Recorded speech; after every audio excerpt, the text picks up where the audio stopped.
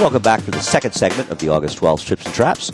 I'm Andy Serling, joined by Eric Donovan. Two more races to bring you, and we'll start off with bringing you the highlight of the meet for older horses, at least up to this point, and probably, I'd imagine, could be the rest of the meet as well. The Grade 1 Whitney Stakes run, Whitney Handicap run on Saturday, and obviously a lot made of this race, and a terrific effort by Blame, a good effort by Quality Road, and kind of Musket Man was... Okay.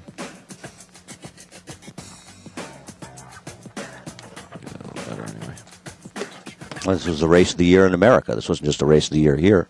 This was the most definitive race.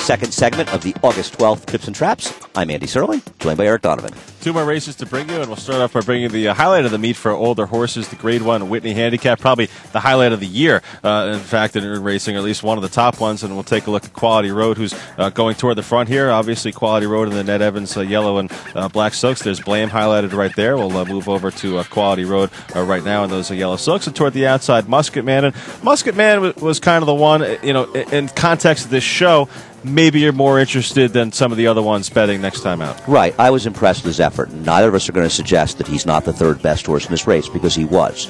On the other hand, he's the one that was forced in a situation to do the most work. Now, it was not a fast pace per se. On the other hand, it's the only two-turn race we ran, unfortunately, this day, so it's hard to really judge, but it doesn't seem like they were going particularly fast. Blame, of course, tucks in nicely. He really is the kind of horse that just so adapts so well to his circumstances. Quality Road had so much his own way, and Musket Man was forced into a position where he sort of needed to be ridden aggressively, else the race was just conceded to Quality Road, because Haynesfield and his connections, as they told you when we did our show, had no intention of getting involved early. Yeah, and you know what? The way the race unfolded, I'm not so sure that if Musket Man's sitting a couple lengths back that the outcome might be any different here. I think there's a chance it could very well be the same, but he's in a way taken out of his game because he's got to do this. He's got to go up on the chase at Quality Road. He doesn't want him to get too far away in here.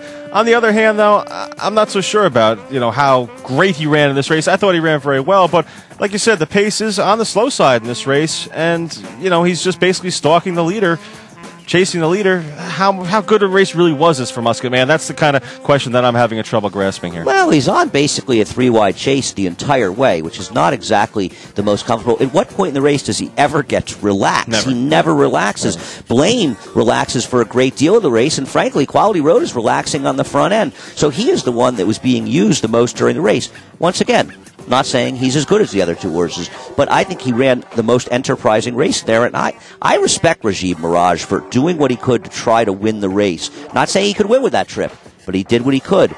Still, though, boy, Blame, he wins this race fair and square, and that's a nice thing to have happen. To have such a big race with good horses and feel as though the winner didn't get lucky. The winner won this race fair and square. If anybody got a little lucky, it was Quality Road, and Blame still beat him. There was some talk after the race about Quality Road, and, you know, perhaps maybe it would have been a better idea to try to open him up a little more, use some of that speed earlier on, put the rest of the field on the chase, put Blame on the chase a little bit earlier, and then maybe he doesn't quite get him at the end. What do you think of that? I don't believe in that kind of stuff. I don't see how you can suggest that expending more energy early is somehow going to allow you to have enough energy late. I think it would have helped Blame in that situation. The truth is that Quality Road's a horse that seems in his good races, he's most happy stalking an opponent. So, you know, that's the most comfortable trip in the world, stalking an overmatched opponent in a relatively tepid pace. It's the fact that he's going along slowly in front. It's not as though his other races he's been running these huge fractions like a commentator when he would bottom a field out. Quality Road simply got beat on the fair and square here. John Velasquez rode him well. He lost.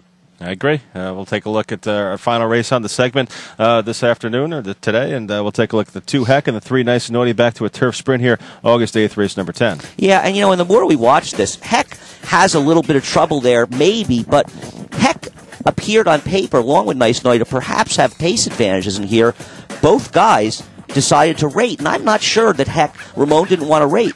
What it was, though, Heck really ran a good race with a lot of trouble in a race where the horse who's sitting second at a big price ends up running second, and the winner, the favorite, got a great ride from John Velasquez to get this horse home.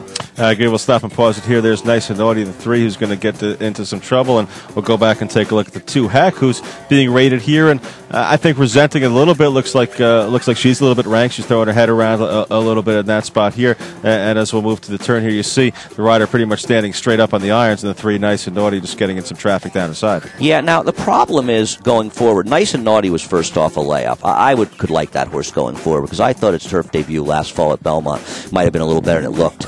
Heck maybe found the right field to try to wire this week, and they didn't do it. Next time, what happens when there's more speed, or has she learned to comfortably rate in this race? I think that might be the key here. I think you might have hit it on the head right there, because Heck has gone to the lead or been chasing in her first 3 races, and it really hasn't worked that well for her.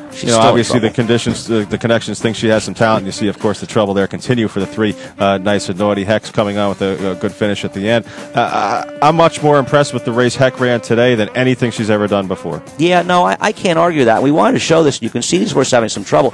But watch them coming out of the gate. I mean, I know that maybe broke a little awkwardly. It's very hard to tell without asking the rider, frankly, without asking Ramon what exactly happened. But I'm not so sure that maybe he didn't want to see if this horse could rate. Yeah, I think you're right. I mean, I think just the way it looked like on paper that just try to break out of there and get to the front, or at least be more forwardly placed than he was there with her. I think it could have been a good possibility that after her failures in her first 3 races, maybe they wanted to try something different this time. Yeah, no, it is interesting, and obviously it's not a super strong field. Another thing that's nice about this race is, sometimes they'll say with these riders, oh, they only really try hard in the big races, which we know is nonsense. But this is one where you could point to, when somebody says it's the case, say, John Velasquez rode well in this race. It reminded me of that Starine ride when he won the Diana, and I think it was a 5-win day here for him. Or was it 5 or 6? 6-win day for him a long time ago. An interesting race. We'll see where they all end up going forward. Once again, we always can use your help. Trips and Traps at NYRAInc.com. Send us your thoughts. We love hearing from you. We appreciate your watching, and we'll see you next week.